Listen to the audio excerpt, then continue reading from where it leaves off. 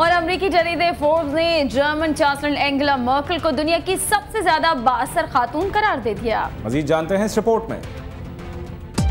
Forbes ने दुनिया की 100 ताकतवर तरीन खवातीन की नई फहरिस्त जारी कर दी है, जिसमें अहम सरकारी ओहदों पर फाइज खवातीन, टीवी एंकर्स, गुलकाराएं, अदाकाराएं और मॉडल समेत मुख्तलिफ शोबों से ताल्लुक रखने वाली खवातीन शामिल हैं। 58 साल जर्मन चांसलर एंजेला मर्केल रवां साल पहले नंबर पर आ गई हैं। दुनिया को अपनी उंगलियों पर न जाने वाली 64 साल अमरीकी वजीर खारजा हिलेरी क्लिंटन दूसरे नंबर पर, जबकि ब्राजील की सियासतदान 64 साल डिल्मा रूसेफ तीसरे नंबर पर हैं। बिल एंड मेलिंडा गेट्स की शरीक चेयरपर्सन अमरीकी खातून मेलिंडा गेट्स चौथे, न्यूयॉर्क टाइम्स की एग्जीक्यूटिव एडिटर जिल एब्रामसन 5वें नंबर पर हैं। फहरिस्त में 65 साल इंडियन नेशनल कांग्रेस की सदर सोनिया गांधी 6ठे नंबर, 48 साल अमरीकी खातून अव्वल मिशेल ओबामा 7वें नंबर पर हैं।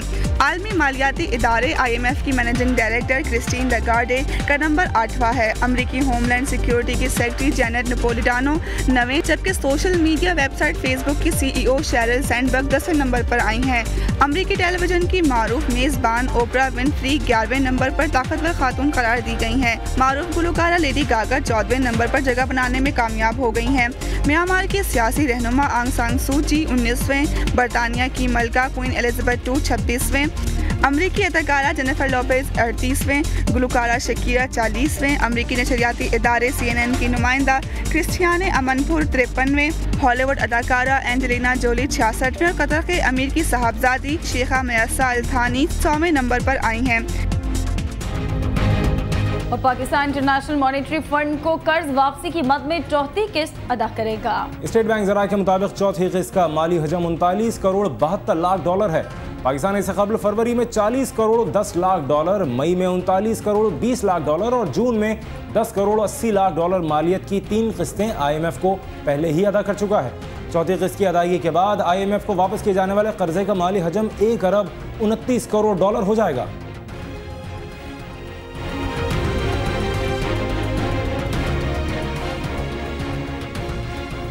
और कराची में कस्बा कॉलोनी में एक दुकान पर फायरिंग के नतीजे में 3 अफराद जख्मी हो गए हैं। आपको एक बार फिर बताते हैं कि कराची में कस्बा कॉलोनी में एक दुकान पर फायरिंग के नतीजे में 3 अफराद जख्मी हो गए हैं। अपडेट लेते हैं अपने नुमाइंदे ताहा उबैदी से। ताहा, इस वाक़े की तफसील क्या है?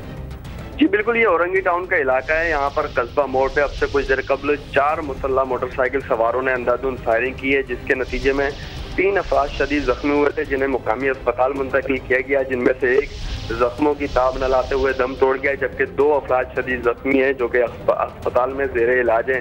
इस वक्त जाए वक़्वा जो कि एक दुकान बताई जाती है जहाँ पर फायरिंग की गई है, वहाँ पर पुलिस और रेंजर्स की भारी नफरी पहुंची और उस तमाम तरफ वाक़े की तहकीकात कर रही है। जी अच्छा, ये बताइएगा, इस वक्त इलाके में यकीनन खौफ और हिरास होगा, क्या आसपास की दुकानें बंद हो गई?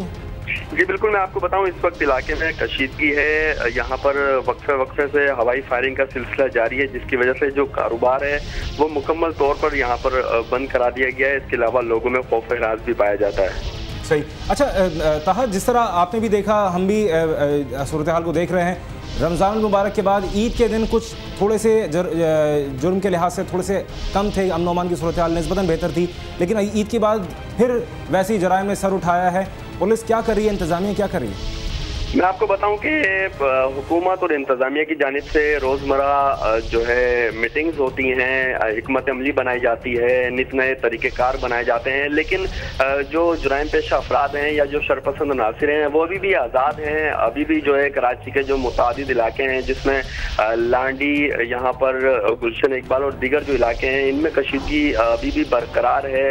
ईद के रोज़ बिल्कुल बेहतर था, लेकिन उसके बाद अभी भी कुछ इलाकों में फायरिंग का सिलसिला, अभी ताज़ा तरीन जो वाक़या रोनुमा हुआ है यहाँ पर, जो जिस जगह ये वाक़या रोनुमा हुआ है उससे बिल्कुल थोड़ी ही दूर रेंजर्स और पुलिस की जो है मोबाइल्स खड़ी होती हैं, लेकिन यहाँ यानी शाहिदीन जो हैं वो ये शिकवा करते नजर आते हैं कि पुलिस और रेंजर्स ने कोई कार्रवाई नहीं की। मुसल्लह मोटरसाइकिल सवारों ने आज़ादाना कार्रवाई की है, यहाँ पर अंधाधुंध फायरिंग की है। 5 मिनट तक ये फायरिंग का सिलसिला जारी रहा और उसके बाद जो है वो बड़ी आसानी के साथ यहाँ पर अपनी कार्रवाई करके फरार हो गए, लेकिन पुलिस और रेंजर्स ने यहाँ पर कोई कार्रवाई नहीं की।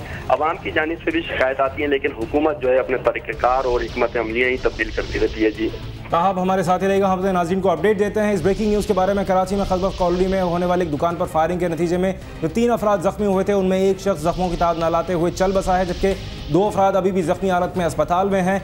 कस्बा कॉलोनी में एक दुकान पर फायरिंग का वाक़या पेश आया, जहां मोटरसाइकिल पर सवार 4 अफराद आए और उन्होंने अंधाधुंध फायरिंग करके 3 अफराद को शदीद जख्मी कर दिया, जिनमें एक शख्स जान की बाजी हार बैठा, जबकि 2 अफराद अभी भी जख्मी हैं। ताहा उबैदी हमें सूरत हाल से अपडेट कर रहे हैं। ताहा, हम आपसे इस बारे में गाहे बगाहे अपडेट्स लेते रहेंगे। आपका बहुत शुक्रिया।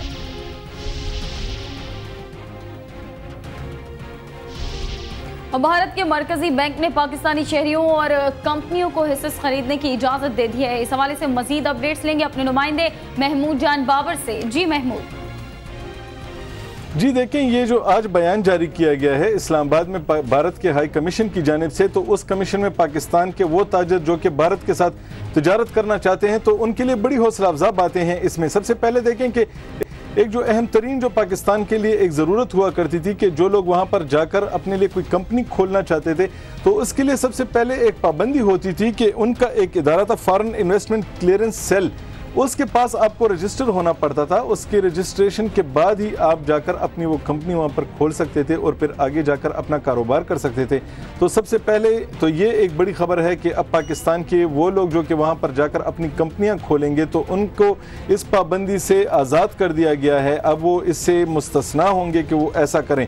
दूसरी जो बड़ी बात सामने आई है वो ये है कि 2 पाकिस्तानी बैंक वहाँ पर अपनी शाखें खोल सकेंगे, और जो पाकिस्तानी ताजरों के जो पैसे वहाँ पर लाने ले जाने का जो मामला था, तो वो इनके लिए मजीद आसानियाँ पैदा हो जाएंगी, क्योंकि एक बैंक मुस्लिम कमर्शियल बैंक और एक नेशनल बैंक ऑफ पाकिस्तान के बारे में ये बताया गया है कि ये जो 2 बैंक हैं तो इनकी शाखें अब इंडिया में भी कायम होंगी। इससे पहले ये शाखें, अब देखिए कि हिंदुस्तान, ये जो अफ़गानिस्तान है, तो उसके मुख्तलिफ शहरों में ये खोलने की इजाज़त दी गई थी, जिसकी वजह से जो तिजारत से मुतल्लिक जो मामलात थे तो बड़ी आसानियाँ उसमें आ गई थी। इसके अलावा जो अहम तरीन बात है वो ये है कि दोनों मुल्कों ने अपनी हसास अशिया की जो फहरिस्त थी, जो नेगेटिव लिस्ट थी, तो उसमें भारत की जानिब से कमी की गई है। इससे पहले पाकिस्तान ने भी कमी की थी, और ये एक ज़रूरत थी कि जो दोनों मुल्कों ने एक दूसरे को पसंदीदा तरीन ममालिक करार दिया है, तो इसके बाद ये होना था कि ये दोनों इन नेगेटिव लिस्ट्स में कमी करें। तो आज जो हिंदुस्तान की जानिब से पहले ये नेगेटिव लिस्ट पाकिस्तान की 878 की थी, अब ये 614 की हो गई है। तो इससे आप अंदाज़ा लगा सकते हैं कि 30% अशिया उसमें मजीद कम कर दी गई हैं। तो ये एक ऐसी डेवलपमेंट्स हैं कि जिसके बारे में ये बयान सामने आया है, और ये south Asia free trade agreement के तहत ये एक ज़रूरत थी कि जब आप एक दूसरे को पसंदीदा तरीन ममालिक करार दे देते हैं, तो इसके बाद आपने जाके कुछ और इकदाम करने होते हैं ताकि एक दूसरे की एतमाद साजी हो, और जो ताजिर हैं वो आज़ादी से एक दूसरे के ममालिक में जाकर कारोबार कर सकें। जी बहुत शुक्रिया महमूद जान बाबर, तमाम तर सूरत हाल को तफसील से बताने के लिए।